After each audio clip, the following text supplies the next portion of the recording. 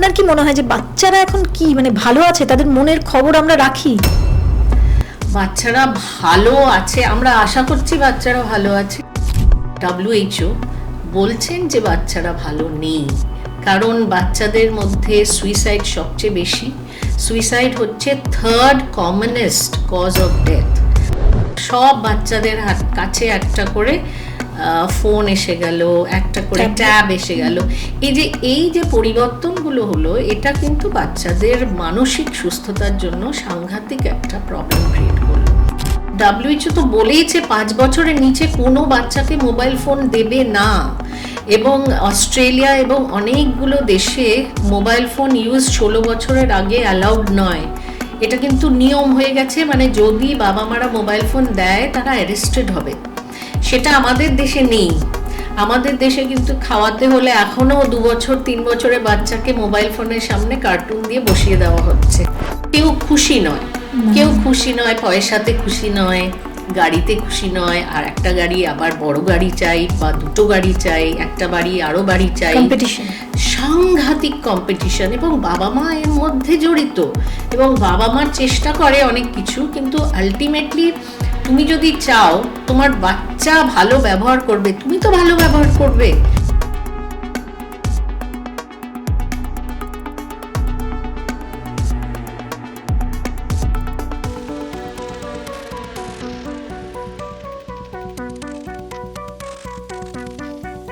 নমস্কার, আরও একটা পডকাস্টের এপিসোডে আপনাদের সবাইকে স্বাগত। আমি ভাবছিলাম যে এবারের পডকাস্টের এপিসোডে কি আনা যায়, কারণ এই প্ল্যাটফর্মটা আমি তৈরি করেছি শুধুমাত্র আপনাদের ভালো থাকার জন্য, ভালো রাখার জন্য। এমন কিছু টপিক, এমন কিছু বিষয় যেটা আমাদের রোজকার টিভি চ্যানেলের বিভিন্ন ধরনের যে বিরক্তিকর অনুষ্ঠান সেখান থেকে একটু আলাদা হয়, এবং যেটার মধ্যে থেকে আপনারা কোনো এডুকেশন পান। তো এডুকেট করা, আপনাদের জানানো, সেটাই আমার লক্ষ্য। সেটা ভাবতে গিয়ে দেখলাম যে একটা বিষয় বোধহয় এখন আমরা অনেকেই আনটাচ রাখছি, বা বললেও সেইভাবে বলছি না। আমাদের সবার বাড়িতে একটি করে বাচ্চা এখন থাকে। হ্যাঁ, একটিতেই আমাদের বাচ্চার সংখ্যা এসে ঠেকেছে। তো এই একটি বাচ্চাকে নিয়েই আমাদের জীবন, মা বাবা আর একটি বাচ্চা। কিন্তু এই বাচ্চাটার কোথায় ভালো লাগছে, কোথায় খারাপ লাগছে, বাচ্চাটা কি কোনো সমস্যায় আছে, বাচ্চাটার মনে কি চলছে, তার মনের খবর কিন্তু আমরা কেউ রাখি না। অনেকে বুঝি, জানি, কিন্তু সেটাকে স্বীকার করি না, বা এই যে র্যাট রেসে তাদেরকে ঠেলে দিই। সব কিছু মিলিয়ে বাচ্চার মনের খবর নেওয়ার জন্যই আজকের এই অনুষ্ঠান আয়োজন করেছি আমি। আসুন এই অনুষ্ঠানটাকে একটু অন্যরকমভাবে বোঝার চেষ্টা করি। আমি প্রথমেই এই অনুষ্ঠানটা শুরু করার আগে মা বাবাদের বলবো, যারা দেখছেন এই অনুষ্ঠানটা, বা যারা দেখেননি, এখনো সাবস্ক্রাইব করেননি, প্লিজ চ্যানেলটা সাবস্ক্রাইব করুন, আর এই অনুষ্ঠানটা অবশ্যই দেখুন। কারণ এটা দেখার পরে আমার মনে হয় আপনি আপনার বাচ্চাকে নিয়ে অন্যরকমভাবে ভাববেন। বাচ্চা আসলে কি, কতটা আমাদের কাছের, এবং তার সঙ্গে আমরা কি করছি আর কি করা উচিত, এটা আপনাদের সঙ্গে সঙ্গে আমিও শিখবো। আজকে আমারও একটা বাচ্চা রয়েছে। সুতরাং চলুন আজকের এই এপিসোডটা শুরু করি। আর আজকে এই অনুষ্ঠানটা শুরু করার জন্য, বলার জন্য এখানে যাকে আমার স্টুডিওতে আমি ডেকেছি, ডক্টর শর্মিষ্ঠা চক্রবর্তী, মনোরোগ বিশেষজ্ঞ, এবং সব থেকে বড় কথা আপনিও একজন মা। তো একজন মা এবং একজন মনোরোগ বিশেষজ্ঞকে আমি এখানে ডেকেছি এই কারণে যে বাচ্চাদের মনের খবর নেব বলে, এবং কিভাবে তাদের ভালো রাখবো বলে। আসুন ডক্টর চক্রবর্তী, আপনাকে স্বাগত আমার অনুষ্ঠানে।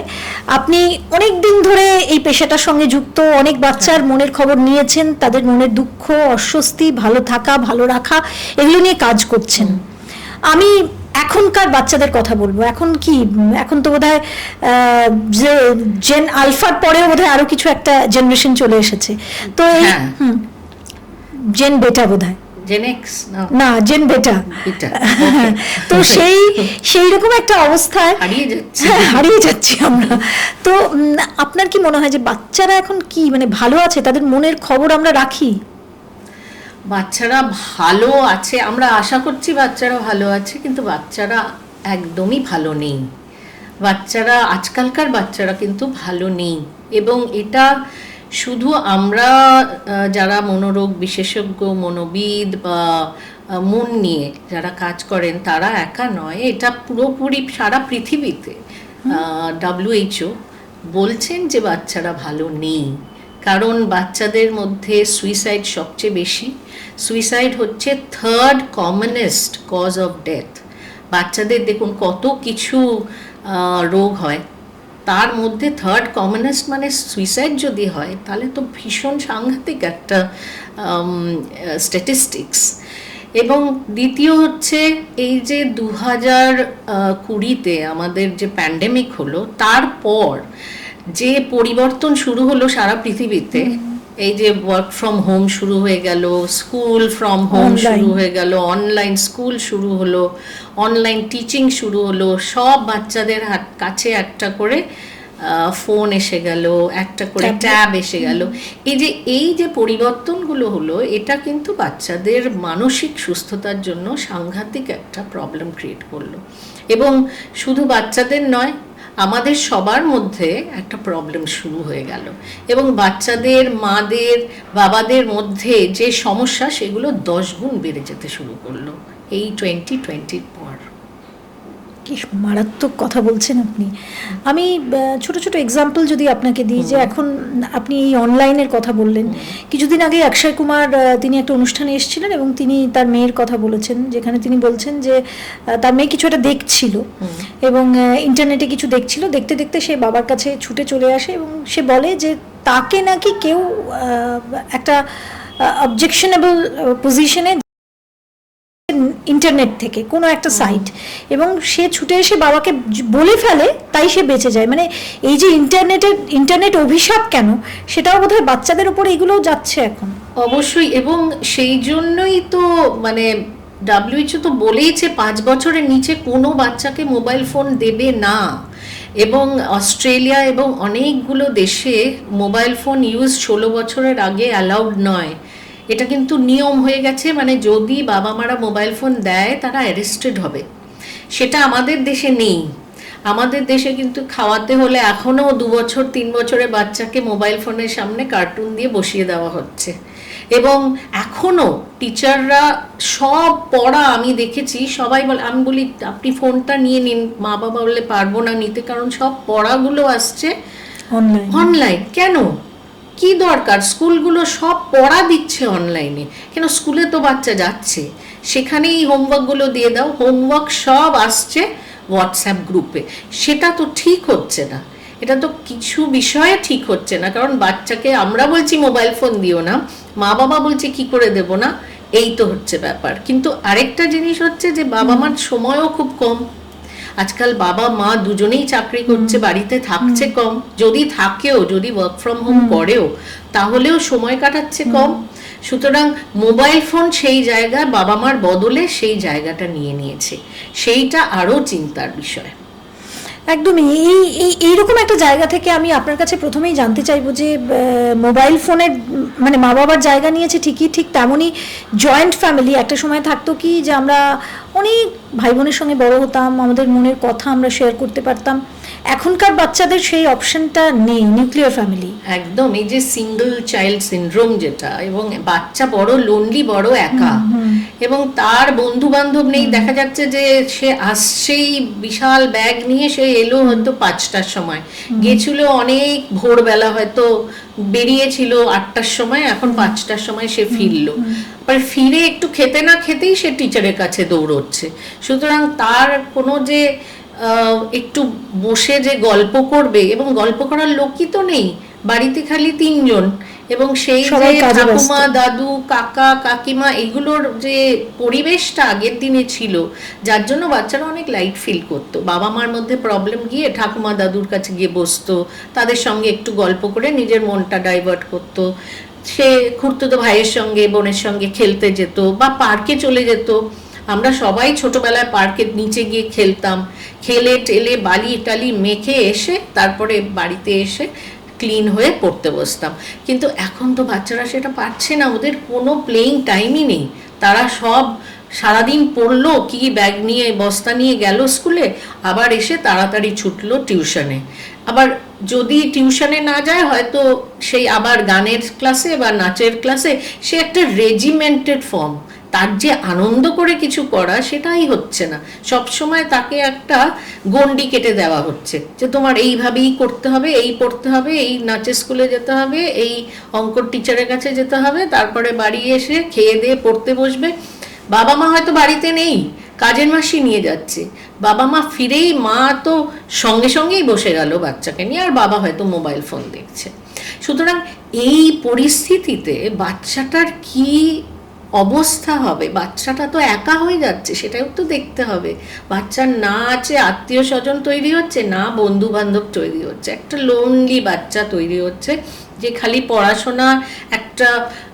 পড়াশোনাও ঠিক মতো করছে বলে মনে হচ্ছে না। সে হয়তো তার নিজের একটা জগৎ তৈরি করছে যেখানে মোবাইল ফোন, গেম, তার আনরিয়াল সব বন্ধু বান্ধব যাদের তৈরি হয়েছে গেমের থ্রু দিয়ে সে বন্ধু বান্ধব তৈরি করেছে, এবং হয়তো ফেসবুক, ইনস্টাগ্রাম এইসবের থ্রু দিয়ে উল্টোপাল্টা বন্ধু বান্ধব তৈরি করেছে। সুতরাং এই যে ছোটোবেলা থেকে সোশ্যাল মিডিয়ার এক্সপোজারটা, আমার মনে হয় সেলিব্রিটিরা তো আরও ভুক্তভোগী, কারণ তাদের বাচ্চাদের ছবিটা আর থাকে, ইয়েতে থাকে, সোশ্যাল মিডিয়াতে সবসময় থাকে, ওরা তো আরও ভুক্তভোগী।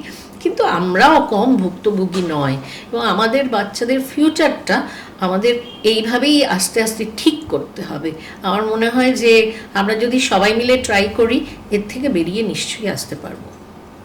শিশু মনের চিকিৎসা করাতে আসেন, মানে আপনি তো এতদিন প্রচুর আসেন। আগে কিরকম, মানে ধরো 25 বছর ধরে মানে আছি, মানে ধরো প্র্যাকটিস করছি, এবং যেটা দেখেছি সেটা 25 বছর উপরে হয়ে গেছে, এবং যেটা দেখেছি যে বাচ্চাদের সমস্যাগুলো নিয়ে আস্তে আস্তে বাবা মারা অনেক বেশি আসছেন, এবং বাবা মারা আসছেন বাচ্চাকে দোষ দিয়ে যে বাচ্চার বিহেভিয়ার খারাপ হচ্ছে, বাচ্চা মুখে মুখে কথা বলছে, বেশি পাকামি করছে, বড়দের সঙ্গে বিচ্ছিরিভাবে কথা বলছে, অথবা পড়াশোনা করছে না, সবসময় মোবাইল ফোন নিয়ে বসে আছে, মোবাইল ফোন ফোকাস নেই, মোবাইল ফোন না দিলে চেঁচা মেচি মার পিট, সে এক মানে বিচ্ছিরি ব্যাপার তৈরি হচ্ছে। সুতরাং নানা রকম সমস্যা নিয়ে আসে কয়েকটা বাচ্চা তো কোভিডের পর দেখলাম যে কথা বলতেই ভুলে গেছে, এবং তারা লেবেলড হয়ে যাচ্ছিল অটিজম ভাবে, যে তারা ভালো কথা শিখছিল, যেই কোভিডের ওই লোনলিনেস, মা এদিকে ওয়ার্ক ফ্রম হোম, বাবা ওইদিকে ওয়ার্ক ফ্রম হোম, তাকে বসিয়ে দিয়েছে মোবাইল ফোন নিয়ে, সে ওই জগতে ঢুকে গিয়ে আর কথাই বলতে পারছে না। সুতরাং এরকম একটা সিচুয়েশন হয়ে গেছে, বাচ্চাদের মানসিক সুস্থতাটা খুব অসুবিধার দিকে চলে যাচ্ছে আজকাল। বাচ্চা আসলে মানে মানুষটা কার কাছে হচ্ছে, কাজের মাসির কাছেই বেশিরভাগই, ফ্ল্যাট বাড়িগুলোতে তো। হ্যাঁ, মানে যেটা আমরা দেখছি যে বাবা মা দুজনেই বাইরে চলে গেছে, একটা হচ্ছে কাজের মাসির কাছে, দ্বিতীয় হচ্ছে প্রচণ্ড বয়স্ক দাদু ঠাকুমা যারা ভীষণ অসুস্থ, তাদের আর তাদের আয়ার সঙ্গে আসছে, অথবা কয়েকটা বাচ্চা 9 বছর 10 বছরের বাচ্চা দরজা খুলে ঢুকছে একা বাড়িতে ঢুকছে, একটা মোবাইল ফোন হাতে দেওয়া হয়েছে তাকে, সে তার থ্রু দিয়ে মোবাইল ফোনে মাকে বলছে আমি ঢুকে গেছি বাড়িতে, এবং মা এক্সপেক্ট করছে ও টোমওয়ার্ক করে সব একেবারে সুস্থভাবে থাকবে। কি করে? বাচ্চাটা পুরো একা, ও যে গরম করে খাবারটা খাচ্ছে সেটাই বিশাল, কিন্তু তার থেকে তো আমরা এক্সপেক্ট করতে পারি না যে বই খাতা নিয়ে বসে হোমওয়ার্ক করবে। সেটা একটা বয়সের পরে তার রেসপন্সিবিলিটিটা আসে যে হ্যাঁ আমায় করতে হবে, কিন্তু তার আগেই বাচ্চাকে এরকম করে দেওয়া হচ্ছে যে একা ঘরে সে ঢুকছে। সুতরাং সেটা যেমন বিপজ্জনক, তেমনি বাচ্চাটার জন্য ভালোও হচ্ছে না, একটা সাংঘাতিক লোনলিনেস ক্রিয়েট হচ্ছে, আর সেই লোনলিনেসটা ঠিক করার জন্য সে মোবাইল ফোন নিয়ে বসে যাচ্ছে ঘন্টার পর ঘন্টা। ইভেন এই ধরনের বাচ্চারা বড় যখন হবে বা বড় হতে গিয়ে এমন অনেক মানুষের পাল্লায় পড়তে পারে যে হয়তো তাকে সাময়িক ওই আনন্দটা দিচ্ছে, সাময়িক খুশি দিচ্ছে। এই যে মানে বাচ্চাদের ব্রেন তো অনেক পরে ডেভেলপ করে ঠিক করে, বাচ্চাদের ব্রেন হচ্ছে একটা সাংঘাতিক ব্রেন, প্রচুর রেপ্লিকেট করছে, প্রচুর মাল্টিপ্লাই করছে ব্রেনের যে নিউরনগুলো, এবং যা তুমি শেখাবে সে সেটাই শিখবে। এবার বাচ্চাদের আমাদের প্রিফ্রন্টাল কর্টেক্স বলে একটা পার্ট আছে ব্রেনে, যেটা ইমোশনাল রেগুলেশন করে, মানে কখন আমি কি স্টপ করব আর কখন আমি এগিয়ে যাব। এবার ইমোশনাল রেগুলেশন বাচ্চাদের বা টিনেজারদের তৈরি হয় না, দেরিতে তৈরি হয়। 18-19 পর ইমোশনাল রেগুলেশন তৈরি হয়। মানে একটা গাড়ি ধরো, একটা গাড়ি যার অ্যাক্সেলারেটর তৈরি হয়েছে কিন্তু তার ব্রেক তৈরি হয়নি। এবার গাড়ি তো চাইছে আমি যা ইচ্ছা করি, আমি তেজ বেরিয়ে যাই, 120-তে বেরিয়ে যাই, কিন্তু একটা সাডেনলি যদি কিছু আসে তাহলে ব্রেক কষতে পারি, কিন্তু এখানে ব্রেকই তৈরি হয়নি। সুতরাং বাচ্চারা সেইটা বোঝে না, তাদের ইম্পালসিভিটি হাই থাকে, সুতরাং তারা বোঝে না যে কোনটা ভালো কোনটা খারাপ। এই কোনটা ভালো কোনটা খারাপ মানে যে যদি যে শেখাবে সে হচ্ছে মা বা বাবা বা ঠাকুমা দাদু বা যে কোনো বয়স্ক যারা থাকে বাড়িতে, সে তো শেখাবে এটা ভালো, বা পিয়ার গ্রুপ, সে পিয়ার গ্রুপ থেকেও শিখতে পারে অনেক কিছু, যে এটা ভালো এটা খারাপ। ভালো পিয়ার গ্রুপ ভালো জিনিস শেখাবে, খারাপ পিয়ার গ্রুপ খারাপ জিনিস শেখাবে। যেমন আমরা দেখি যে অনেক পিয়ার গ্রুপ এমন আছে পুরো গেমের মধ্যে ঢুকিয়ে দিল, অনেক পিয়ার গ্রুপ এমন আছে যে খারাপ সাইটগুলোতে চলে যাচ্ছে খুব কম বয়সী টিনেজার বাচ্চারা।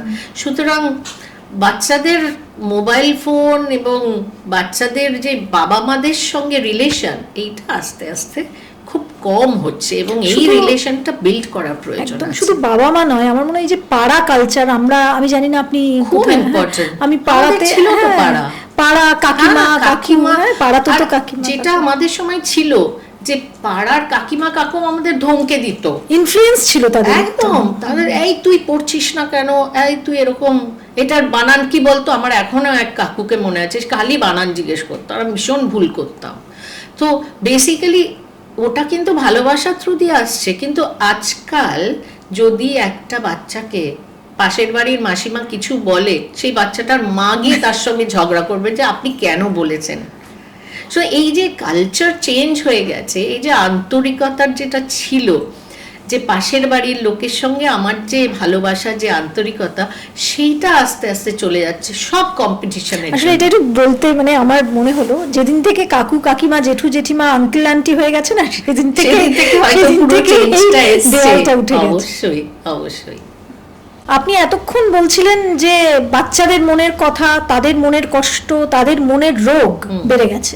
কিন্তু আমার কোথাও দাঁড়িয়ে মা হিসাবে মনে হয়, এবং আমি নিজেকেও মনে করি যে আমি এর বাইরে নই, আমি একদম অনেস্ট কনফেশন, কারণ এই র্যাট রেসে চলতে আমাদেরও হয়, আমরা কতটা পারি সেই উদাহরণে। তো সেই জায়গা থেকে মা বাবারও চিকিৎসার কি প্রয়োজন বাচ্চাকে হ্যান্ডেল করার সময়, কারণ আমরাই তো তাদের মানসিক চাপ তৈরি করছি।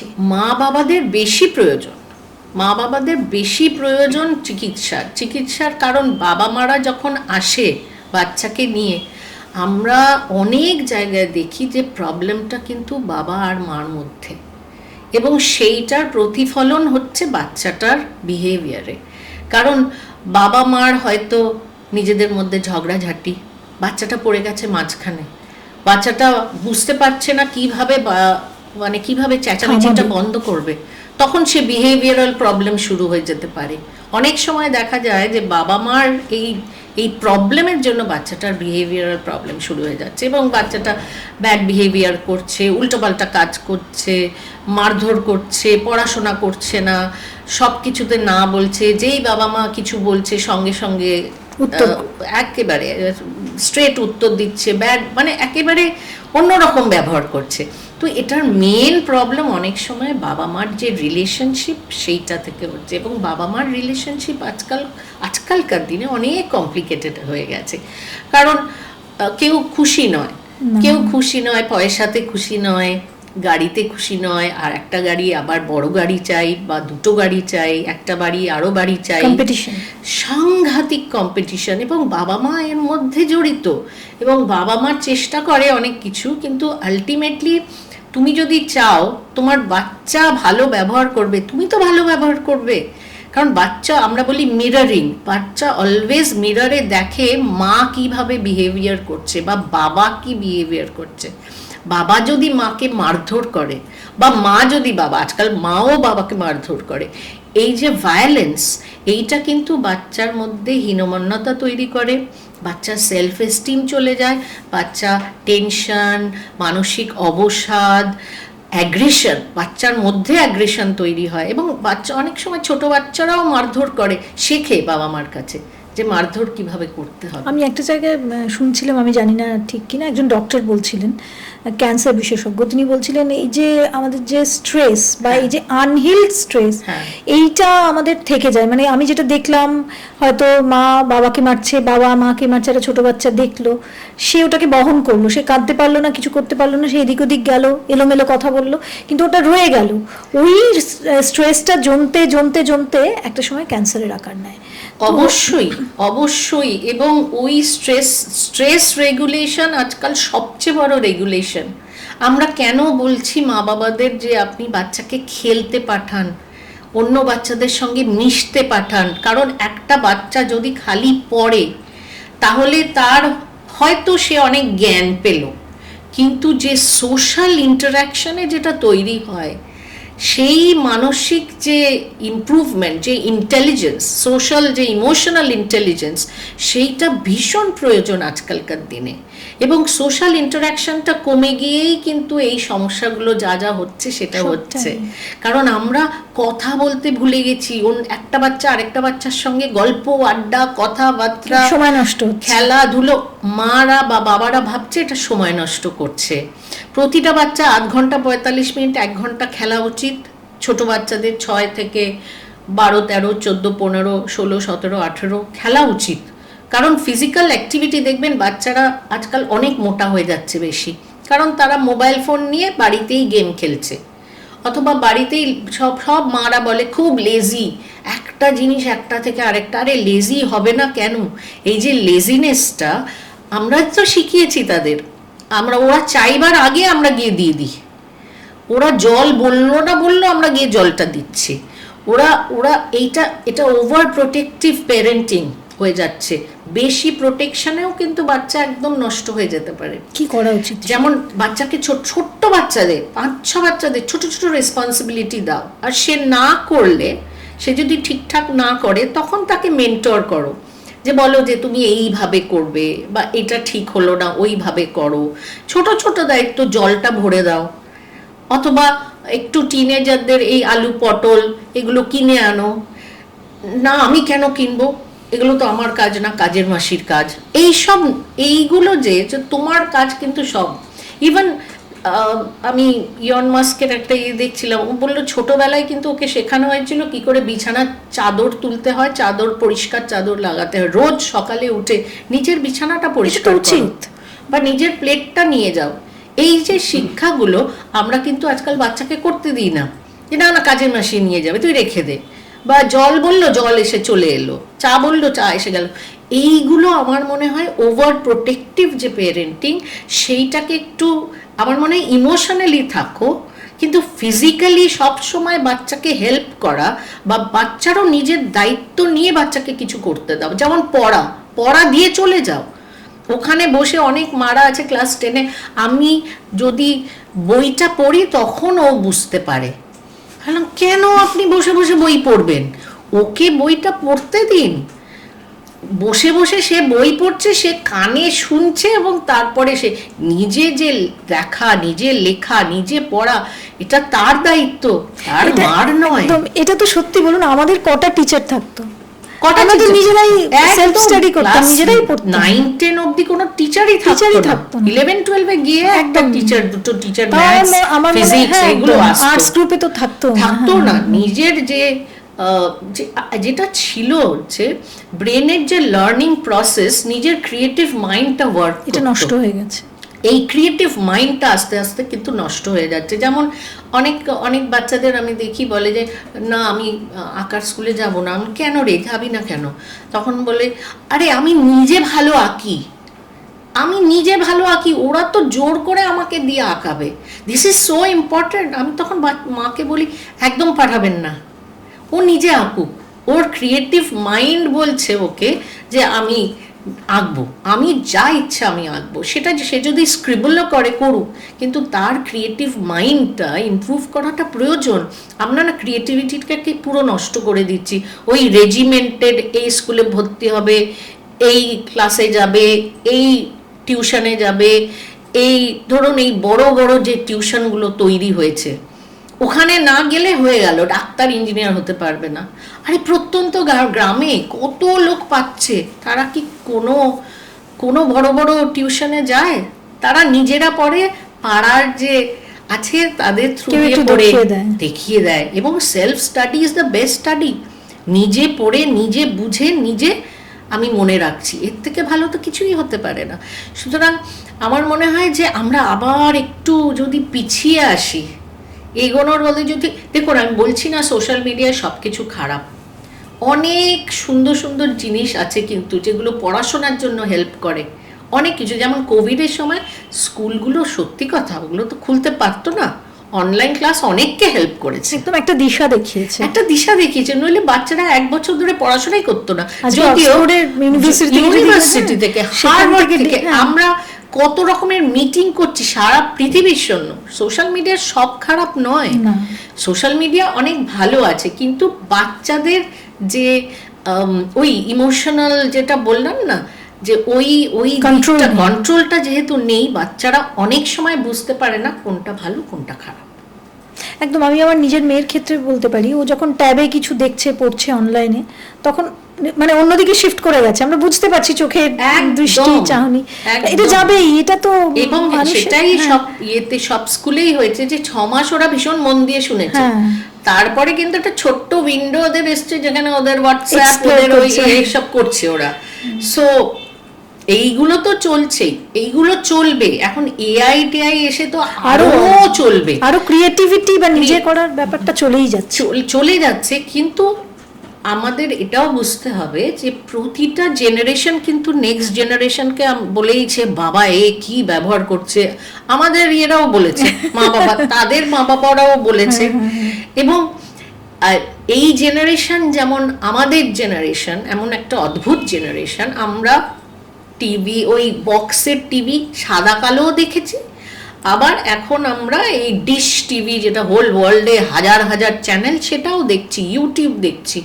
সো কিরকম চেঞ্জ হয়েছে, আমরা অনেক কিছু দেখেছি, এর পরের জেনারেশনেরও অনেক কিছু দেখবে। সুতরাং সেইভাবে কিন্তু চেঞ্জ আসছে, কিন্তু চেঞ্জের মধ্যে আমরা যেন বাচ্চাদের যে মাইন্ডটা সেটা না হারিয়ে ফেলি। বাচ্চারা খুব বেশি ডিপ্রেশনে ভুগছে, খুব বেশি টেনশনে ভুগছে।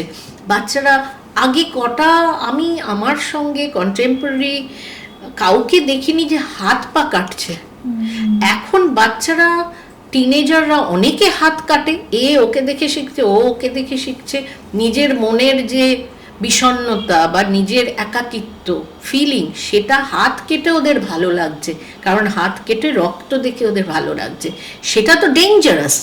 সুতরাং এই যে বিষণ্ণতা, সেটা যে কারোর সঙ্গে কথা বললে ভালো লাগবে, তার আউটলেট যে কথা, হ্যাঁ, প্রফেশনালের সঙ্গেও কথা বলতে পারো, কোনো সাইকোলজিস্ট, মনোবিদের সঙ্গে কথা বললে, মনোরোগ বিশেষজ্ঞের সঙ্গে কথা বললে, নিজের মা বাবার সঙ্গে কথা বললে, নিজের মাসি বা যে কোনো মানুষ, একটা মানুষের সঙ্গে মানুষের ইন্টারাকশনের যে ইম্পর্টেন্স, সেটা ইজ ভেরি ইম্পর্টেন্ট, সেইটা দরকার। কিন্তু আমার একটা জিনিস খুব ফিল হয়, আমার মনে হয়, আমি জানি না আপনি ডিফার করবেন কিনা, বাচ্চাদের সব রয়েছে, স্কুল রয়েছে, মা রয়েছে, বাবা রয়েছে, দাদু ঠাকুমা রয়েছে, দূরে রয়েছে, ঠিক আছে, রয়েছে, সবই রয়েছে, বন্ধু নেই, মানে প্রকৃত বন্ধু যেগুলো আমরা পেতাম, প্রকৃতও বলবো না, আমরা খেলতাম, আমরা হই হুল্লোড় করতাম, সবাই কি আমাদের মতো হতো, আমাদের ক্লাসে হতো না, নানান রকমের মানুষ একসঙ্গে মিশতো।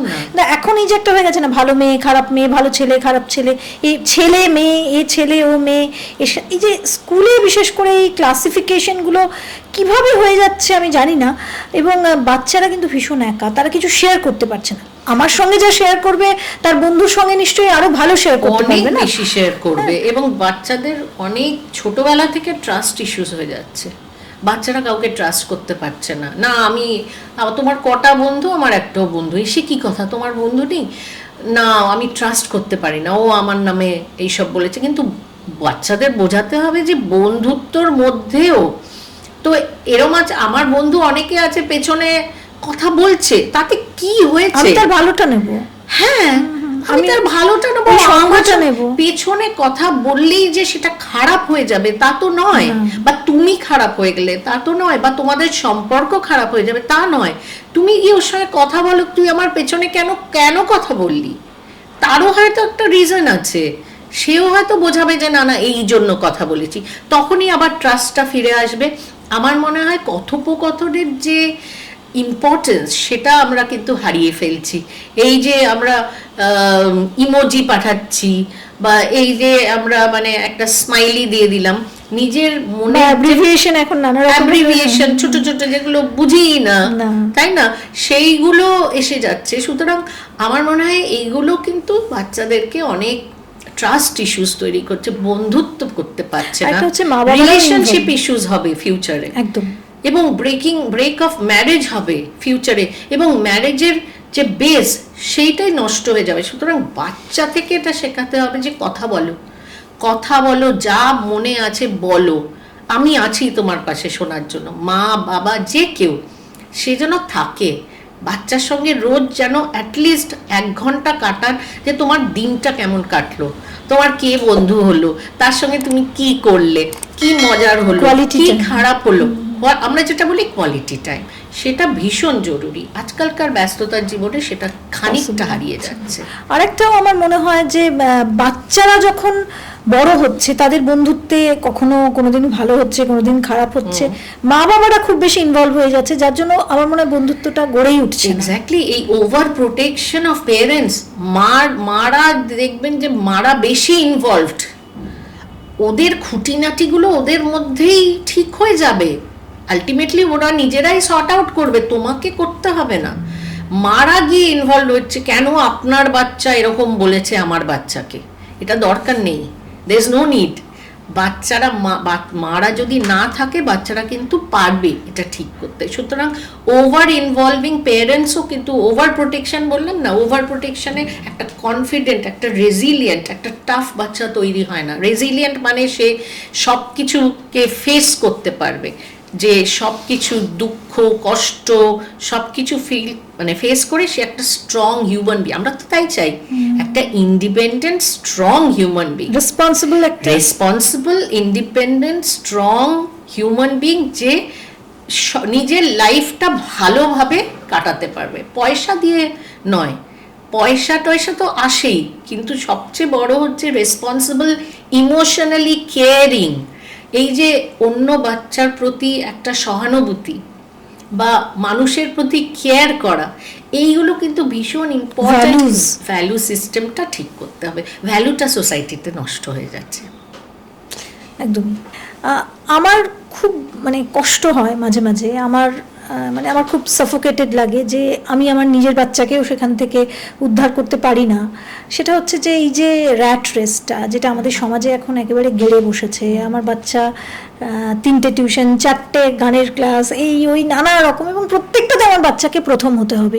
এটা শুধু আমার চাহিদা নয়, আমার মতন মা বাবার প্রত্যেকের বোধহয় এটাই চাহিদা, আমার ছেলে মেয়ে মানে আগে থাকতো আমার সন্তান যেন থাকে দুধে ভাতে, আর এখন হচ্ছে আমার সন্তান যেন সবেতে হয় প্রথম।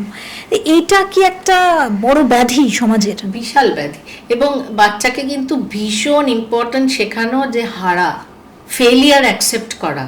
তুমি কারণ সত্যি কথা বলতে গেলে ওদের লাইফে ভর্তি থাকবে ফেলিয়ার্সে, ফেলিয়ার রিলেশনশিপে, চাকরি বাকরির ক্ষেত্রে ফেলিয়ার, পড়াশোনায় ফেলিয়ার, আলটিমেটলি প্রফেশনাল ফেলিয়ার, অনেক কিছু ফেলিয়ার অ্যাকসেপ্ট করতে হয় আমাদের। কিন্তু কিভাবে অ্যাকসেপ্ট করতে হবে তার বীজ কিন্তু ওই ছোট বাচ্চাকে শেখাতে হবে।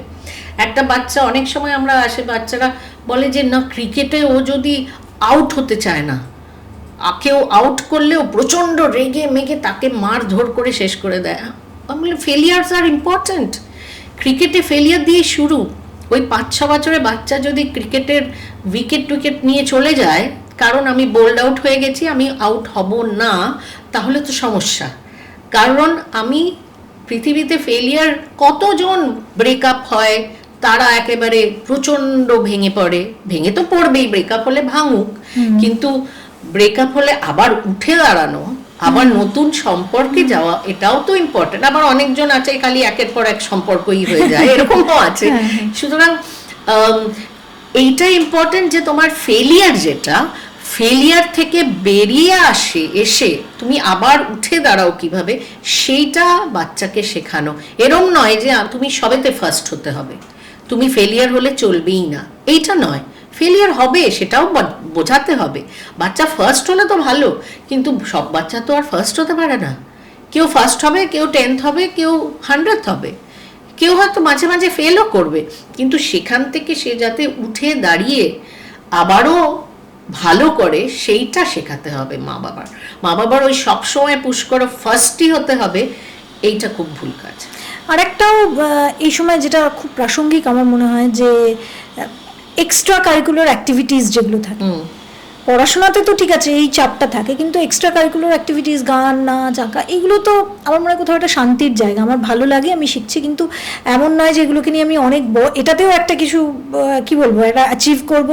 আমি শিখছি, আমাদের বাঙালি বাড়িতে এগুলো থাকে, যে বাঙালি বাড়ি, আমি দিল্লিতে ছিলাম কিছুদিন আগে, আমাকে পাঞ্জাবি আমার আন্ডারে যারা কাজ করতো, আমার সহকর্মীরা আমাকে বলতো যে আরে आप लोग तो बंगाली हो, आप लोगों के तो कला में बहुत गुण है, आप लोग बंगाली मतलब गाना और নাচনা তো হ্যাঁ, তো সেটা সেই জিনিসটা চলে গেছে, এখন ওটাতেও প্রথম হতে হবে। ওটাও এটা কিন্তু শুধু বাচ্চাদের দোষ বা মা বাবার দোষ বলছি না, এখানে কিন্তু একটা সামাজিক চাপও আছে, যেখানে বাচ্চা শিখতে যাচ্ছে, ইভেন স্কুলেও সব জায়গাতেই কিন্তু চাইছে যে ওই প্রথমটা হতে হবে, সেটা করে এটা সামাজিক অবক্ষয়। দেখুন, বাচ্চাদের যেরকম প্যারেন্টসদের দায়িত্ব আছে, স্কুলের কিন্তু আমি বলবো ইকুয়াল দায়িত্ব, কারণ স্কুলে তারা 6-7 ঘন্টা কাটাচ্ছে, তারা জেগে থাকার 6-7 ঘন্টা স্কুলে কাটাচ্ছে। বাবা মাদের সঙ্গে বলবো একটু কম সময়ই কাটাচ্ছে, স্কুলে সবচেয়ে বেশি। সুতরাং স্কুলে যেটা শেখানো হয় সেটা বাচ্চারা বেশি শিখছে, এবং স্কুলের টিচাররা কিন্তু একটা ভীষণ ইম্পর্ট্যান্ট পার্ট প্লে করছে। স্কুলের টিচাররা যদি স্কুলে তো প্রতিটা স্কুলেই 50টা করে বাচ্চা হয়তো থাকে, স্কুল টিচাররাও সবাই ওভারওয়ার্কড, এটা তো সত্যি কথা। এবং আজকাল এই যে টিচাররা, মানে টিচারদের এরকমও হয়েছে যে তোমরা কিছু বলতে পারবে না বাচ্চাকে, তোমরা কিছু শাসন করতে পারবে না বাচ্চাকে। আগেকার দিনের টিচাররা তো ভালোবেসে শাসন করতো, কিন্তু আজকাল টিচাররা খুব ভয় পায়। তাও যারা ভালো টিচার তারা কিন্তু শেখানোর চেষ্টা করে যে তুমি, তোমার সবচেয়ে বড় কথা, তোমার পারফরমেন্সটা ইম্পর্টেন্ট নয়, তোমার চেষ্টাটা ইম্পর্টেন্ট। তুমি সেদিন কি করলে সেটা ইম্পর্টেন্ট নয়, তুমি যে এত চেষ্টা করেছো সেইটা ইম্পর্টেন্ট। আমার মনে হয় বাড়ি থেকে, টিচারদের থেকে এই মেসেজটাই দেওয়া উচিত, তুমি খুব পড়াশোনা করো, তুমি খুব ভালোভাবে গান গাও, প্রাণ খুলে গান গাও, তুমি খুব ভালো স্পোর্টসম্যান পারসন হও, তুমি চেষ্টা করো। এবার ফল কি হলো কিছু করার নেই, তুমি সেদিন কি পারফর্ম করলে কিছু করার নেই। কারণ বাচ্চারা অনেক সময় মিথ্যে কথাও বলে যে আমি এত নম্বর পেয়েছি, কিন্তু আদৌ হয়তো পাইনি, ভয়ে বাড়ছে। কিন্তু হ্যাঁ, ভয়ে বলছে। বাড়িতে এসে কি রিয়াকশন হবে, মা হয়তো কান্নাকাটি করে মা মূর্ছা গেল, বা মার মানে মানে সাংঘাতিক হয়ে মারধর করলো, বাচ্চাটা তো ভয়ে থাকে যে আমি কি পারফর্ম করব, আর আমি কি বলবো, তার চেয়ে বাবা আমি 18 পেয়েছি, ওটা 78 করে দিই।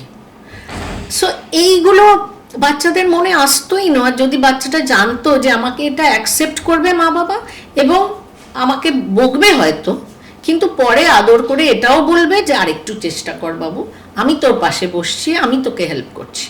সো আই থিঙ্ক বাচ্চারা এটাই চায় যে অ্যাকসেপ্টেন্স, বাবা মার কাছ থেকে বা টিচারদের কাছ থেকে অ্যাকসেপ্টেন্স, যে যেটা যা তারা সেটা নিয়েই তারা অ্যাকসেপ্টেড হবে, সেটা নিয়েই তারা ভালোবাসা পাবে। এবং বাচ্চা ভালো হোক খারাপ হোক, তার বিহেভিয়ার হচ্ছে আসল জিনিস। তার বিহেভিয়ার যদি নষ্ট হয় তাহলে তার ভিত নষ্ট হয়ে গেল, সে চাকরি বাকরিতেও আনপপুলার থেকে যাবে, তার রিলেশনশিপও ওয়াইফের সঙ্গে আনপপুলার থাকবে, তার ছেলে মেয়ের সঙ্গে রিলেশনশিপ খারাপ হয়ে যাবে। সুতরাং তার ব্যবহার হচ্ছে আসল জিনিস, এবং ব্যবহারটা শিখবে কিন্তু মা বাবার থেকে। অনেক সময় আমার চেম্বারেই অনেক বাচ্চারা আসে, দেখি মা বলে যাচ্ছে, বাবা কিন্তু পেছনে এরকমভাবে মোবাইল ফোনে স্ক্রোল করে যাচ্ছে, তার মানে বাবা তো ইনভলভডই নয়। সো দুজন প্যারেন্ট যদি, একজন যদি ধরুন বাচ্চাকে অঙ্ক দিয়ে মা মোবাইল ফোনে কী সব দেখে যাচ্ছে। তুমি যদি চাও তোমার বাচ্চা মোবাইল ফোন না দেখে, তোমাকেও বাচ্চার সামনে মোবাইল ফোন দেখা চলবে না, এটা ইম্পর্ট্যান্ট। সুতরাং মা বাবাকে অ্যাকসেপ্টেন্ট করতে হবে, বা টিচারদের বাচ্চাটাকে ওইভাবেই অ্যাকসেপ্ট করতে হবে। এবং তাতেই তো আমরা বলি না আজকাল খুব ইনক্লুসিভ পড়াশোনা, তাতেই তো ইনক্লুসিভ হবে। যেখানে একটা বাচ্চা যার ADHD আছে, একটা বাচ্চা যার অটিজম আছে, একটা বাচ্চা যার হয়তো লার্নিং ডিফিকাল্টি আছে, সে হয়তো সাংঘাতিক অঙ্কে, বাকি হিস্ট্রি জিওগ্রাফিও পারেই না। সো তার এই যে সাংঘাতিক ভালো অঙ্কে, যেমন আইনস্টাইন, তারা কিন্তু সোশ্যালি খুব একটা অ্যাপ্রোপ্রিয়েট ছিলেন না, খানিকটা অটিস্টিক ট্রেট ছিল। সুতরাং তারা হয়তো একটা জায়গায় ভীষণ ভালো ছিলেন। সেইগুলো ইম্পর্টেন্ট যে টিচাররা সেটা বুঝে সেইটাকে লিফট করুক, যে তোমরা এটাতে ভালো করো, রাদার দ্যান এটা বলা যে তুমি এগুলো সবেতে খুব খারাপ, তুমি কিছুই পারছো না, এই যে পারছো না, তোমার দ্বারা কিছু হবে না, এইগুলো বাচ্চাকে খুব খারাপভাবে এফেক্ট করে।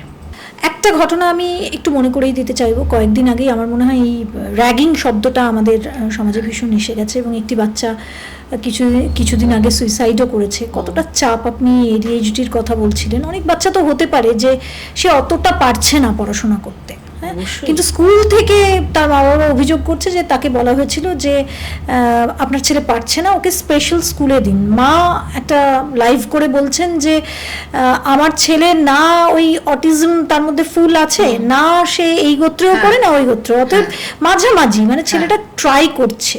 হতে পারে যে ছেলেটা পড়াশোনায় ভালো পারছে না, কিন্তু সে খুব ভালো স্কাল্পচার তৈরি করতে পারে বা অন্য কিছু পারে, তার গুণ আছে। কিন্তু স্কুল এমনভাবে মা বাবাকে ট্রিট করছে, এমনভাবে প্রেশারাইজ করছে যে মা বাবা, মানে আমি নিজেও এরকম মা বাবা দেখেছি যে সে মা বাবা প্রায় কেঁদে ফেলেছে যে আমরা এত পড়াশোনায় ভালো, আমার ছেলের কিছু হলো না। আমি তাকে বোঝাবার চেষ্টা করেছি যে হয়তো এটা ভালো হয়নি, কিন্তু সে অন্য কিছু ভালো করবে। অবশ্যই। এবং এই যে আমরা পড়াশোনায় ভালো এবং আমার ছেলের কিছু হলো না, সে তো একটা আলাদা ইন্ডিভিজুয়াল। এবং সে যদি স্পেশাল চাইল্ড হয়, তাহলে তাকে স্পেশাল স্কুলে দেওয়া কিছু অন্যায়ের আমি মনে করি না। এবং স্পেশাল স্কুল আজকাল ভীষণ ইনক্লুসিভও হয়েছে, এবং স্পেশাল টিচার্স প্রতিটা স্কুলে আছে। এবং অনেক সময় দেখা যায় যদি স্পেশাল টিচার থাকে তাহলে তারা আলাদা একটা সেকশন করে দেয়, এবং আলাদা করে কেউ ম্যাথস পারছে না, কেউ ফিজিক্স পাচ্ছে না, তার জন্য আলাদা স্কুলের পরে আলাদা টিচার, আলাদা একভাবে বসে তাকে পড়ানো হয়। এই হচ্ছে স্পেশাল টিচার, যে স্পেশাল রেসপন্সিবিলিটি নিয়ে তাকে, এবং তারা ফুললি ট্রেন্ড স্পেশাল টিচার। অনেক স্কুলে কিন্তু এরকম, তারা সেটা নর্মাল স্কুল হোক, স্পেশাল স্কুল হোক, স্পেশাল স্কুল শুনলেই না মা বাবার মধ্যে একটা ভয় এসে যায় যে অ্যাবনর্মাল বাচ্চাদের সঙ্গে ও পড়বে, তাহলে কি ও অ্যাবনর্মাল হয়ে গেল? না, এরকম ভাবাই উচিত নয়। নর্মাল অ্যাবনর্মাল কোনো ব্যাপার না। আমার মনে হয় স্পেশাল স্কুলের নামটা উঠিয়ে দিয়ে যদি ইনক্লুসিভ স্কুল বলা হতো, বাবা মারা অনেকটা স্বস্তি পেতেন। কারণ স্পেশাল স্কুলের সঙ্গে অনেক স্টিগমা জড়িয়ে আছে, যে হয়তো নানা রকম বাচ্চা পড়বে, যে আমার বাচ্চা হারিয়েই যাবে সেইখানে। সুতরাং আমার মনে হয় স্কুলের কাউন্সিলরের ভালো করে কথা বলা উচিত বাবা মার সঙ্গে। যদি সত্যি স্পেশাল স্কুলিং লাগে, যেখানে একটা সিভিয়ার লার্নিং ডিসেবিলিটি আছে, যেখানে সিভিয়ার ADHD আছে, যেটা ট্রিটমেন্ট হয়েও ঠিক হচ্ছে না, তখন হয়তো স্পেশাল স্কুলিং লাগবে। বাবা মার সঙ্গে বসে শেখানো উচিত যে এটা ইনক্লুসিভ স্কুল, এটা অত চিন্তা করার কিছু নেই। স্পেশাল স্কুল মানে এমন নয় যে ও একেবারে শেষ হয়ে গেল, অফকোর্স নট। ওই যে তুমি বললে যে ওর স্পেশাল কোয়ালিটি যদি কিছু থাকে, যেমন যদি কেউ হিস্ট্রি জিওগ্রাফি আর্টসে হয়তো দুর্ধর্ষ, সে ম্যাথস পারে না, সায়েন্স পারে না, দ্যাট ইজ ফাইন, তাহলে ওইগুলোই তাকে পড়ানো হবে। এগুলো তো বিদেশে হয়, হয়তো বিদেশে তুমি এদিকে বায়োলজি পড়লে, ওইদিকে তুমি হিস্ট্রি পড়লে, এগুলো তো একসঙ্গে পড়া যায়। আমাদের এখানে হয় না, শুরু হয়েছে, হচ্ছে। সুতরাং নিউ এডুকেশন পলিসি তো হচ্ছে, ইনক্লুসিভ হয়ে যাচ্ছে অনেক। সুতরাং আমার মনে হয় বাবা মাকে একটু কাউন্সেলিং করা দরকার। কারণ ওরা যদি শোনে আমার বাচ্চা স্পেশাল মানে আমার বাচ্চা অ্যাবনর্মাল হয়ে গেল, এইটা নিয়ে বাচ্চারা, মানে মা বাবারা আতঙ্ক হয়ে যায়। এবং স্কুল কেন প্রেশারাইজ করছে? স্কুলের তো প্রেশারাইজ করাই উচিত নয়। স্কুলের তো একটা স্পেশাল, যদি বাচ্চা থাকে তাকে হেল্প করা দরকার, এবং হেল্প করেও। বেশিরভাগ ইনক্লুসিভ স্কুলরা কিন্তু হেল্প করে, বাচ্চাটিকে স্পেশাল টিচার দিয়ে হেল্প করে, এবং বাচ্চাটার হয়তো 1-to-1 অ্যাসিস্ট্যান্স দরকার, যেটা এই টিচার দিতে পারছে না। সুতরাং স্পেশাল নামটা শুনেই ভয় পেয়ে যাওয়ার কোনো কারণ নেই। স্পেশাল বাচ্চারাও নর্মাল বাচ্চা, তাদেরকে এরকম ভাবার কোনো কারণ নেই। আমাদের সমাজে না এই মানে অ্যাবনর্মাল বা পাগল এই একটা শব্দগুলোকে না, stigma, একদম অসম্ভব স্টিগমা। এই যে মানে অনেকে আসে যে আমি কি পাগল, তাহলে আপনার কাছে কেন নিয়ে এসছে মা? এক একটা মানুষ থাকে আমি না কি পাগল নাকি? তাহলে আমি লাস্ট কবে পাগল ট্রিট করেছি আমার মনে নেই। যারা আসছে তারা একদম নর্মাল, হয়তো স্ট্রেসড আছে, হয়তো রাতে ঘুম হচ্ছে না, হয়তো টেনশনের জন্য বদহজম হচ্ছে, হয়তো বুক ধড়পড় করছে, হয়তো একটা ভয় ভীতি হয়েছে, স্কুলে যেতে পারছে না ভয় ভীতির জন্য, অথবা ল্যাপটপ খুললেই ভীষণ টেনশন হচ্ছে, এত কাজ কি করে করব। সুতরাং এইগুলোই বেশি দেখি আমরা। সিরিয়াস মেন্টাল ইলনেস আমাদের ভর্তি আছে হসপিটালে। আমার মনে হয় শরীরের যেমন রোগ হয়, মনেরও তো রোগ হয়, কিন্তু আমরা এটা অনেক বেশি মনের রোগ হয়, specially in a complicated world.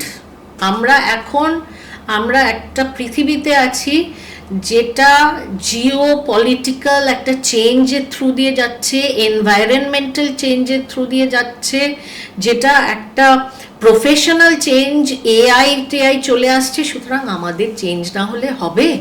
আমরা চেঞ্জ হব, কিন্তু বেটারের জন্য চেঞ্জ হব।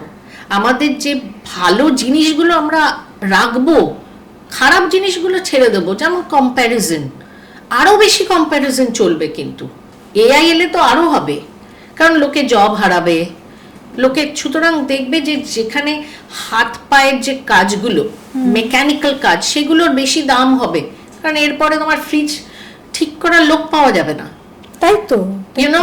সো সেই অ্যাপগুলো প্রচন্ড হাইফাই হয়ে যাবে, যে অ্যাপগুলো ফ্রিজ ঠিক করার লোক দিচ্ছে, যে হাউসহোল্ড অ্যাক্টিভিটিস করছে, সেই অ্যাপগুলো একেবারে দুর্ধর্ষ হয়ে যাবে, তারা অনেক রোজগার করবে। আমরা এটা ভাবতেই পারি না যে যোগা শিখিয়ে একজন যা ইনকাম করতে পারবে, অবশ্যই, বা চা বিক্রি করে, দহি চাওয়ালা, আপনি ভাবুন, একদম সেটাই তো বলছি। সুতরাং আমার মনে হয় যে এই যে শিক্ষা, এডুকেশন, এগুলো ভীষণ ইম্পর্টেন্ট।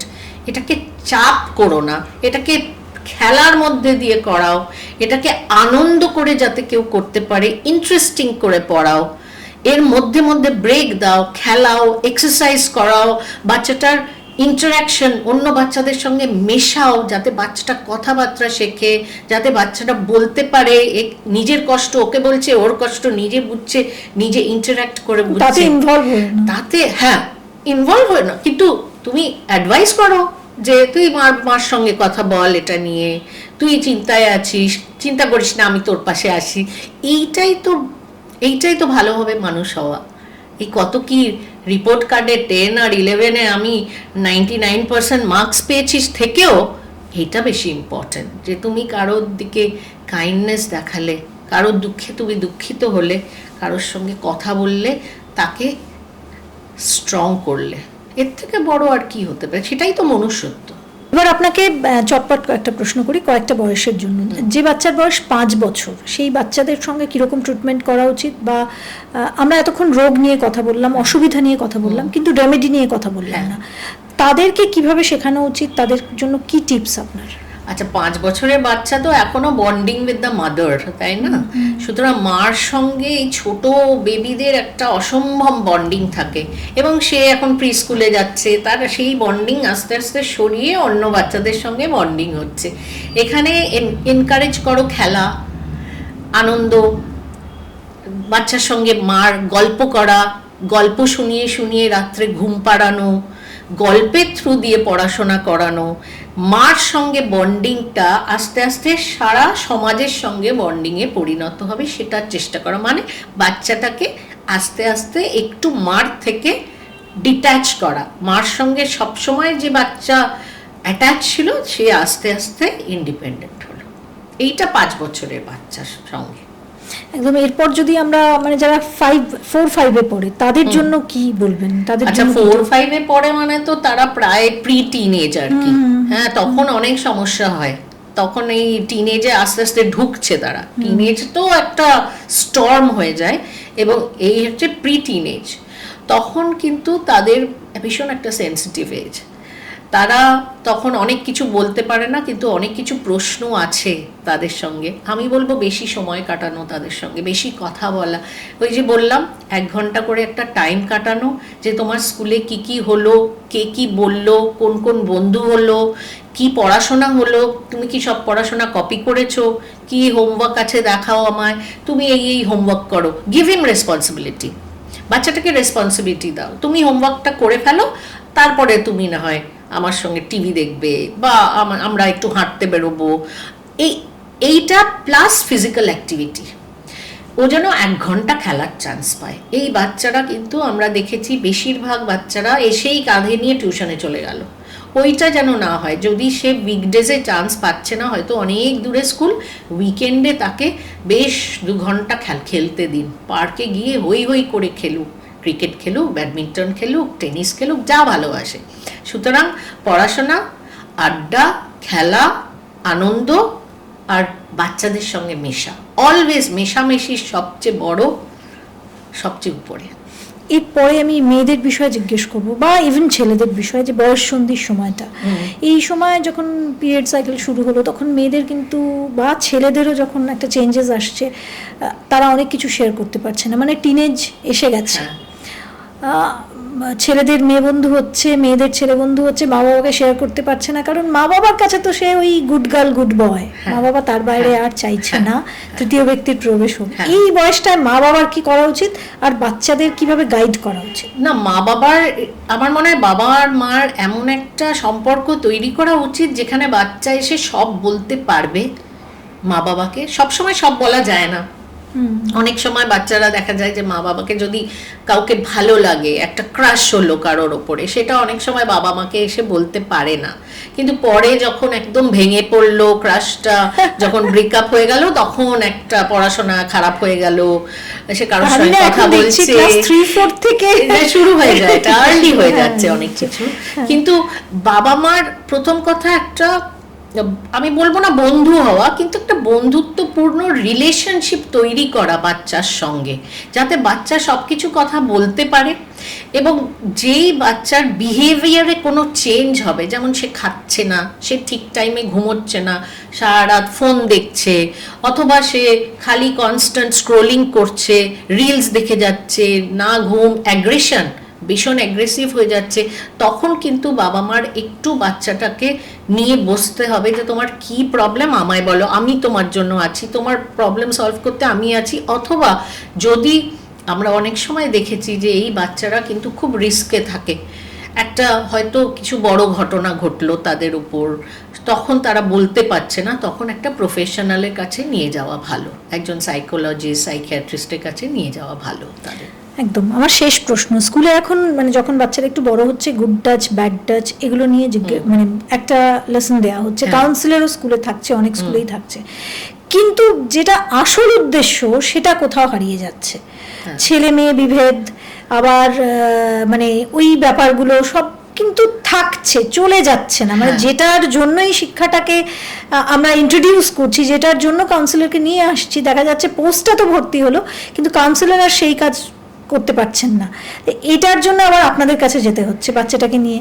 হ্যাঁ, মানে এখানে বেসিক্যালি অনেক স্কুলই কো এডুকেশন স্কুল আছে, তাদের ছেলে মেয়ের বন্ধুত্ব হতেই পারে, এবং তাতে অপোজ করার তো কিছু নেই। গুড টাচ ব্যাড টাচ তো শিখিয়ে দেওয়া হয়েছে, এবং গুড টাচ ব্যাড টাচ অনেক সময় দেখা যায় বাচ্চারা কিন্তু বুলিং এর থ্রু দিয়ে যায়।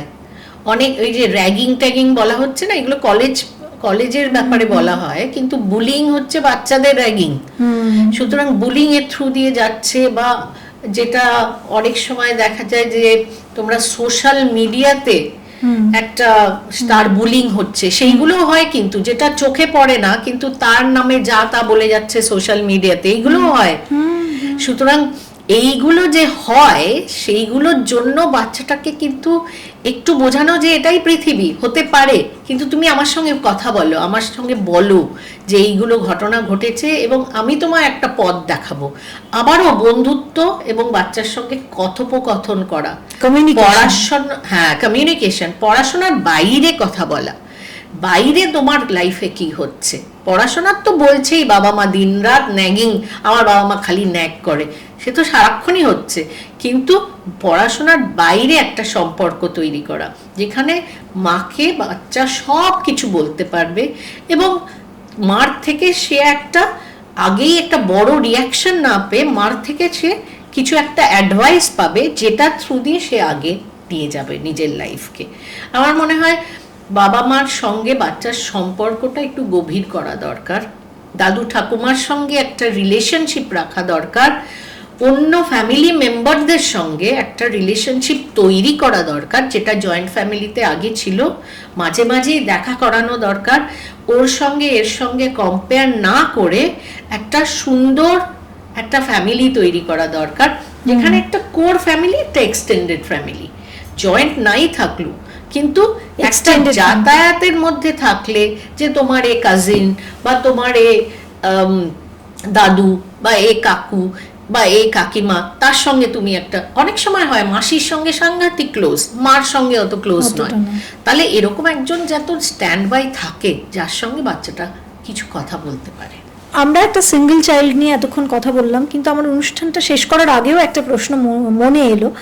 এটাও দেখা যায় আমাদের সমাজে, এখনো তো দুটো বাচ্চা অনেকেই নেয়, এই দুটো বাচ্চার ক্ষেত্রে যেটা হয় যে একটা বাচ্চা খুব অবহেলিত হয়, মানে বিশেষ করে বড় বাচ্চাটা খুব অবহেলিত হয় এবং দেখা যায় যে এটা ক্যারি ফরওয়ার্ড হয়, মানে ছোটবেলায় দেখা গেল ছোটটি আসার পর বড়র প্রতি, বড়র যে একটা মন আছে, বড়র যে কিছু চাহিদা আছে, সেও মায়ের সান্নিধ্য চাইছে এবং তারও অনেক কিছু দরকার, দেখা গেল তার জন্য সব পুরনো আসে, নতুন যে তার জন্য নতুন আসে, এটা ক্যারি ফরওয়ার্ড হতে হতে একেবারে বয়সকাল পর্যন্ত মা বাবারা কিন্তু ক্যারি করে। কোথাও আমরা শুধু এই প্রজন্মের মা বাবাকে বলছি, পুরনো প্রজন্মের মা বাবারাও কিন্তু এটা ক্যারি ফরওয়ার্ড করে এবং কোথাও কিন্তু দেখা যায় যে বড় বাচ্চাটা ভীষণ রকম ভাবে দগ্ধ হয়ে যায় তার হৃদয়। এটাও একটা সমাজের কিন্তু, হ্যাঁ, এবং তার থেকেই তো সিবলিং রাইভেলরি তৈরি হয়, যে বড় বাচ্চাটা অনেক সময় হেট করে ছোট বাচ্চাকে এবং সেটা বড় অবধি চলতে থাকে, যে আমার মা বাবা অলওয়েজ আমার বোনকেই বেশি ভালোবাসতো, আমাকে সব, বা ভাইকে যেহেতু সে ছেলে তাকে বেশি ভালোবাসতো, আমাকে কোনো কালেই ভালোবাসেনি, অথবা আমাকে যা যা দিত সেগুলো, মানে ছোট বাচ্চারা অনেক সময় বলে আমার দিদি যা পড়তো সেগুলো ইউজগুলো আমি পড়ি সব সময়, আমি পাই না। সুতরাং এই জিনিসও এটাই হচ্ছে তৈরি হয়, এটার থেকেই তোমার তৈরি হয় সিবলিং রাইভালরি এবং সেই বীজটা বড় হয়ে আরো সাংঘাতিক লেভেলে চলে যায়, প্রপার্টি এই ওই সেই সবার মধ্যে গন্ডগোল তৈরি করে। এটা তৈরি করে কিন্তু মা বাবারা, তৈরি করে মা বাবারা। সুতরাং দুটো বাচ্চার সঙ্গে, একটা বাচ্চা আরেকটা বাচ্চার সঙ্গে কম্পেয়ার করা, দুটো আঙ্গুল এক নয়, একটা বাচ্চা আরেকটা বাচ্চার সঙ্গে কম্পেয়ার করা বন্ধ করুন।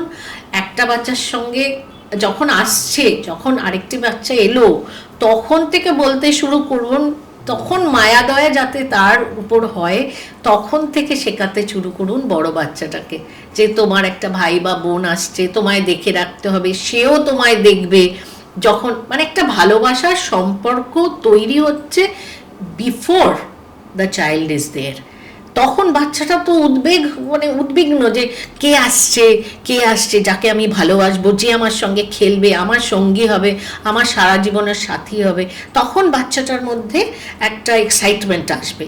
কিন্তু নেগেটিভলি যদি খালি ওই বাচ্চাটিকে মানে যদি মা ফিট করাচ্ছে বাচ্চাটাকে, মা হয়তো ফিট করাচ্ছে, না তুই এখান থেকে বেরিয়ে যা, কেন? বাচ্চাটাও তো ফিট করতো এক সময়, বাচ্চাটা কাভার করে মা ফিট করুক এবং সেও মার কোলে আসুক, দুই বাচ্চা একসঙ্গে মার কোলে আসুক, সেটা ভীষণ জরুরি। এই যে দুজন তোমরা যে এক, সেইটা বাচ্চাটা বুঝুক। কিন্তু খুব সূক্ষ্ম, মানে একটা ছোট বাচ্চা যখন এসছে, আমি দেখা যায় যে ছোট বাচ্চাটাকে খুব আদর দিচ্ছি কিন্তু বড়টাকে নেগলেক্টেড হচ্ছে ওই সময়, এটা খুব সূক্ষ্ম অনুভূতি, এইটা খুব সূক্ষ্ম অনুভূতি এবং এইটা ইম্পর্টেন্ট একটা জিনিস। যদি বাচ্চা দুটোকে একসাথে মা ভালোবাসে তাহলে কিন্তু দেখা যায়, যদিও টাইম দিতে পারছে না, তাও বাচ্চাটা ফিল করে না এ তো আমারই ভাই বা আমারই বোন, একে তো আমি দেখবো, ও আমায় দেখবে, আমাদের খুব ভালো সম্পর্ক, খেলতে পারবো একসঙ্গে, মজা করতে পারবো। বাস্তবে সেটা দেখতে পারবে। বাস্তবে সেটা দেখতে অনেকটা জানলাম, অনেকটা আমার মনে হয় মনের যে বিষয়গুলো কতটা গভীর, এবং একটা শিশু মন, ছোট্ট মন, কিন্তু এই মনের মধ্যেও অনেক তোলপাড় হয়, অনেক কিছু চলে। তার জন্য দায়ী আমরা। এই তোলপাড়গুলোকে বন্ধ করার ক্ষমতা আমাদের আছে, কিন্তু মেটেরিয়ালিস্টিক লাইফে আমরা এই নিজেরাই এক একটা এমন টার্গেট সেট করেছি বোধহয়, সেই জন্যই আমাদের অ্যাচিভমেন্টগুলো যেগুলো নিরাশা হয়েছিল, সেই আশা ভরসা পাওয়ার জন্য আমরা বাচ্চাদের উপর অনেক কিছু চাপিয়ে দিই। সেটা আমাদের অনেকটা কন্ট্রোল করতে হবে। ডক্টর চক্রবর্তী এখানে অনেক কিছু আপনাদের বললেন, সেখান থেকে যদি একটা বিন্দু, একটু একটু করেই বিন্দু বিন্দু থেকেই তো সিন্ধু হয়, তো আমরা যদি সেগুলো একটু নিজেদের জীবনে একটা টিউশন কমিয়ে, একটু চাপ কমিয়ে, একটু কাছে টেনে, একটু ভালোবেসে, একটু মনের কাছে নিয়ে ওদের মনের কথাগুলো পড়তে পারি, বুঝতে পারি, তাহলে সমাজটা একটু একটু করে অনেকটা বদলাবে। আজকের এই এপিসোডটা এখানেই শেষ করছি। তবে একটা কথাই বলবো যে এই প্ল্যাটফর্মটা তৈরি করার আমার মূল কারণ, সাংবাদিকতা করে, টিভিতে চাকরি করে এরকম এপিসোড অনেক করেছি, কিন্তু ওগুলো কথার কথা হয়ে থেকে গেছে, ব্রেক, একটা টাইম ডিউরেশন, তার মধ্যেই শেষ হয়েছে। পডকাস্টের ফরম্যাটটাই এরকম যে আমরা খুলে অনেক কিছু বলতে পারি, আর তাই এই প্ল্যাটফর্মটা তৈরি করা যেখান থেকে আপনাদের ভালো কিছু হোক। আর আপনাদের ভালো মানে আপনাদেরকে এই জিনিসটা যতটা শেখালো, আপনারা এটার মাধ্যমে অন্যকে যদি শেখাতে চান, সমাজটাকে যদি একটু সুন্দর করতে চান, তাহলে শেয়ার করে দিন। যত শেয়ার করবেন তত এই ধরনের শিক্ষা দিকে দিকে ছড়িয়ে পড়বে। আমার মনে হয় আমাদের একটা ভালো নাগরিক হিসাবে এটা কর্তব্য। তাই এই পডকাস্টটা শেয়ার করুন, লাইক করুন আর কমেন্ট করুন। কমেন্টে আপনারা এই মনের রোগ নিয়ে আর কি কি দেখতে চান সেটা অবশ্যই লিখে জানাবেন। এপিসোডটা কেমন লাগলো, আপনাদের কোনো এরকম অভিজ্ঞতা আছে কিনা অবশ্যই খুলে বলুন। এক্ষুনি ডক্টর চক্রবর্তী বলছিলেন না যে খুলে বলতে সব কিছু, আনহিল্ড কোনো যদি একটা ক্ষত আপনার মনে রয়ে গেছে সেটাও আপনি শেয়ার করতে পারেন। সোশ্যাল মিডিয়া এখন আমরা অনেক কিছু শেয়ার করি। আমি নিশ্চয়ই চেষ্টা করব যে সেই বিষয়টা নিয়ে আগামী দিনে আরও একটা এরকম এপিসোড করতে। আজকের মতো এটা এখানেই শেষ করছি। শুরু করেছিলাম একটা কথা বলে যে চ্যানেলটা সাবস্ক্রাইব করবেন, কারণ সাবস্ক্রাইব না করলে ওই কাজ করতে করতে আমারও কিন্তু একটা লেথার্জি চলে আসবে যে না ঠিক আছে কেউ তো সাবস্ক্রাইব করছে না, তাহলে আর কেন করব। তো এটাও একটা টনিকের মতন। তাই নিশ্চয়ই এই যে আপনাদের ভালো লাগছে সেটা সাবস্ক্রাইব করে একটু বুঝিয়ে দিন, চ্যানেলটা এক্ষুনি সাবস্ক্রাইব করে নিন। সবাই ভালো থাকবেন। নমস্কার। নমস্কার।